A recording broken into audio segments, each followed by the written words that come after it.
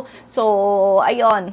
For this video, very short lang naman to. So, i-share ko lang sa inyo kung ano ba yung at least bago kayo mag-apply, at least man lang sana ay napag-aralan nyo na or napanood nyo na kung paano gawin sa YouTube, or siguro, alam mo yun, nakakita na kayo kung paano siya gawin, or may idea kayo kung paano siya gawin or gamitin. So, I'll share with you yung mga useful na mga tools para sa mga VA. So, number 1, make sure Google. Familiar kayo with Google Workspace. So, yung Docs, Sheets, Forms. So, yung mga yan. Yung mga paggawa ng reports, pag-organize ng mga files. So, make sure na marunong kayong gumamit niyan. Kapag tinanong ni client na, do you know how to do Google Forms? Do you know how to create Google Forms? So, pag hindi mo alam, syempre, di ba?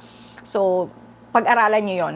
And then, number 2, at least super duper basic editing skills. Aral na kayo kahit sa phone nyo. May free yung Canva.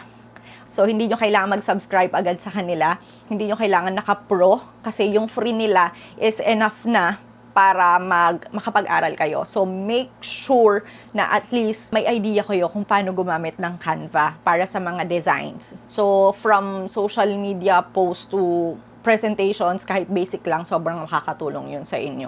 So, pero hindi lahat ng niche gumagamit doon, but at least meron kayong alam doon. So, pag-usapan natin yung mga niche sa mga susunod na videos. So, ayun.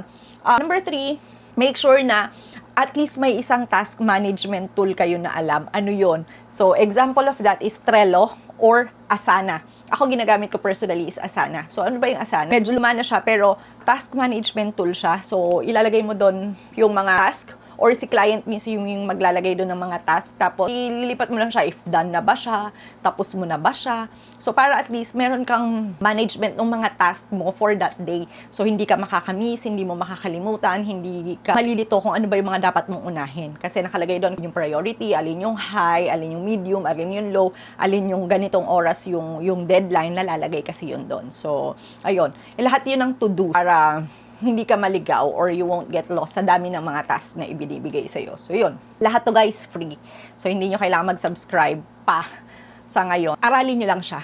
So, make sure lang na naaaral nyo kung ano yung mga tools na to kasi magagamit to talaga to, especially sa mga interviews. So, ayun. Kasi yan yung mga usual na tinatanong. So, pag alam nyo na yan, may edge ka kahit papano, di ba? So, hindi pa siya enough. Pero at least, meron na kayong idea kung ano ba yung mga ginagawa. So, ayun. So, kung may mga questions pa, drop lang kayo ng questions dun sa comments. Isa-isahin nating sagutan sa mga susunod nating videos. Bye!